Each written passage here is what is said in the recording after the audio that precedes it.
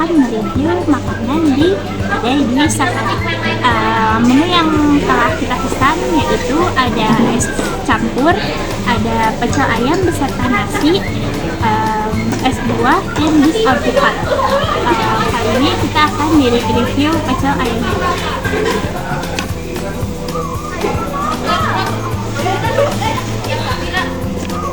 Jadi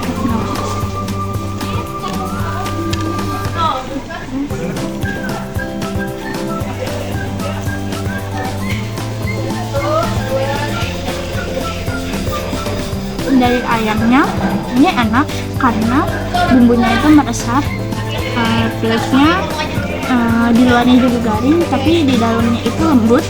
Terusnya dari nasinya juga tidak terlalu lembek dan tidak terlalu keras. Untuk sambelnya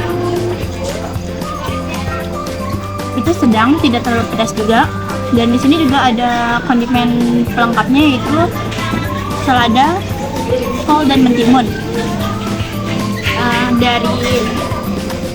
Dari es buahnya itu terlihat ada alpukat, ada melon, ada mangga, terusnya ada buah naga juga.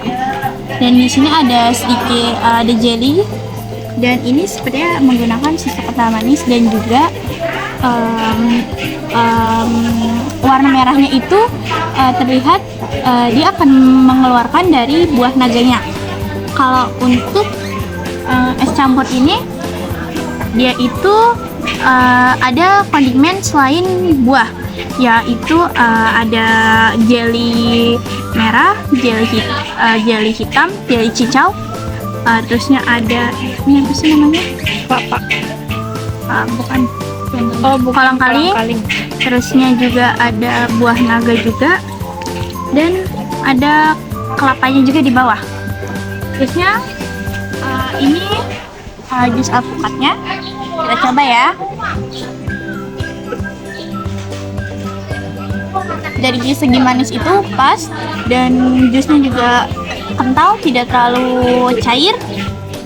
Dan es buahnya itu kita coba, agak enak, manisnya juga pas. Sama es campurnya kita coba kolang-kalingnya guys, itu juga enak. Dan review kali ini. Assalamualaikum warahmatullahi wabarakatuh. Kami dari kelompok Lempar akan mengobservasi bisnis kuliner yang berada di tempat wisata Ragunan. Kali ini saya Anissa Oktaviani sedang berada di kedai Dwi Safari bersama ibu siapa? Ibu Yanti. Bersama Ibu Yanti. Kali ini saya akan bertanya beberapa pertanyaan kepada Ibu Yanti. Apakah Ibu berkenan? Pertanyaan pertama, kenapa memilih produk ini untuk dijual? Produk-produknya. Iya, produk-produknya. Ya, ini kan masakannya ada soto dan segala macam. Jadi kan khas Indonesia banget. Bakso, soto, gado-gado. Jadi pertanyaan selanjutnya, itu siapa target pembeli produk ini? Para pengunjung. Para pengunjung dari Ragunan. Ya, pengunjung Ragunan. Selanjutnya, apa yang dilakukan agar penjualannya selalu ramai dan penghasilannya bertambah? Kita menawarkan nggak? Menawarkan pengunjung yang lewat. Selanjutnya, biasanya kayak waktu operasional toko ini biasanya berapa lama per hari? Berapa jam? Kita buka mulai sampai jam 7 sampai jam 4 sore. Iya. Jadi jam 7 pagi sampai jam 4 sore ya Bu? Iya. Dan selanjutnya, apakah ada perbedaan waktu operasional di saat akhir pekan atau liburan? Mungkin perbedaannya cuma kalau di weekend atau akhir pekan pengunjungnya itu lebih banyak. Jadi jam 5 jam 6 pun masih ada pengunjung, kita masih tetap buka. Berarti sekitar ada extend waktu 2 jam ya Bu? Iya. Selanjutnya, modal untuk membangun atau membuat penjualan ini dari awal berapa Bu? Kita di sini sistem sewa. Sistemnya sewa ya? Sistem sewa di kantor. Oh, dari Jadi kita, kantor. jadi kita udah menempatin semuanya. Tinggal menjual aja ya, Bu? Ya, kita tinggal menjual. Itu modal awalnya kira-kira berapa? Berapa modal awal? Kurang kali ya? Kurang tahu juga modal awal. Bagaimana cara penjual mengatur pemasukan sehingga toko tersebut mendapatkan keuntungan, bukan hanya balik modal? Ya, kita semakin banyak konsumen yang makan, pengunjung yang makan, kita kan dapat keuntungan dari situ, Kak. Semakin rame, semakin dapat lebih. Berarti yang paling utama promosi ya, Bu? Promosi ya, promosi yang di depan kayak tadi gitu kan menawarkan.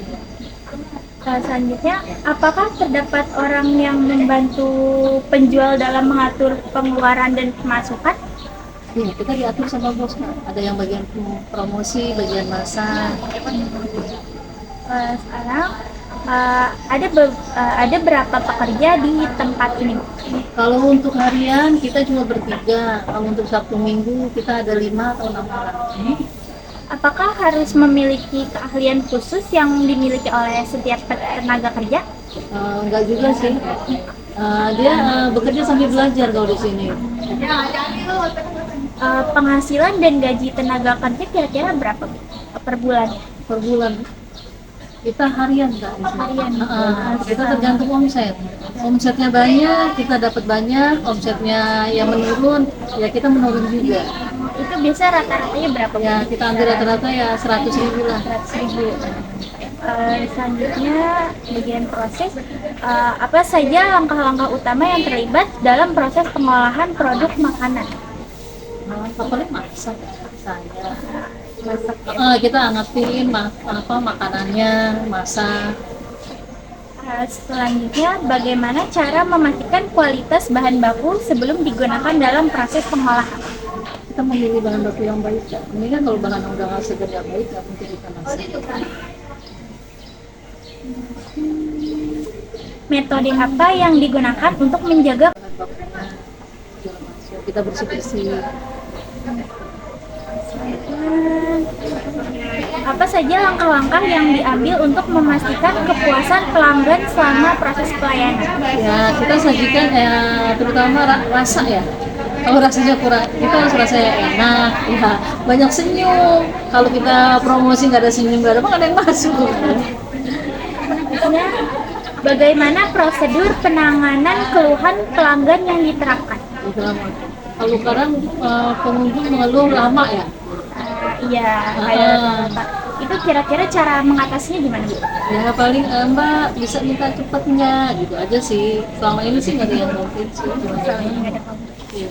Terusnya, apa saja teknik yang digunakan untuk mempercepat layanan tanpa mengurangi kualitas pelayanan? Harus gerak cepat. Gerak cepat, jadi kayak diusahakan. Jadi kan kalau ada saya bagian masak, cuma bagian ada yang nata-nata ngeluarin. Jadi nggak nungguin saya kelar. Jadi kita pada gerak cepat semua.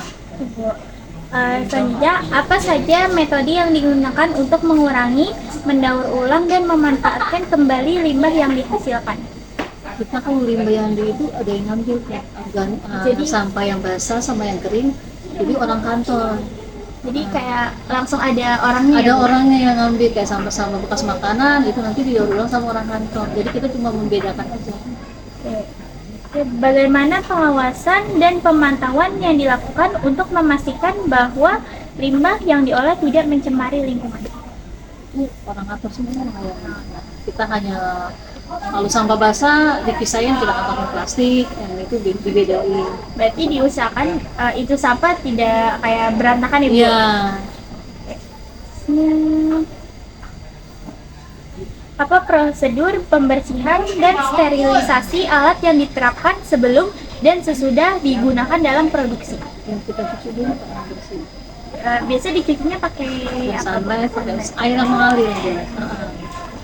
Yang pasti airnya yang bersih ya, Bu? Mengalir, iya, kita nggak boleh pakai tampungan air. Ya, yang kedua, bagaimana cara memastikan bahwa alat-alat produksi tetap steril selama proses berlangsung? Ya itu, pokoknya sebelum digunakan kita harus cuci dulu. Ya.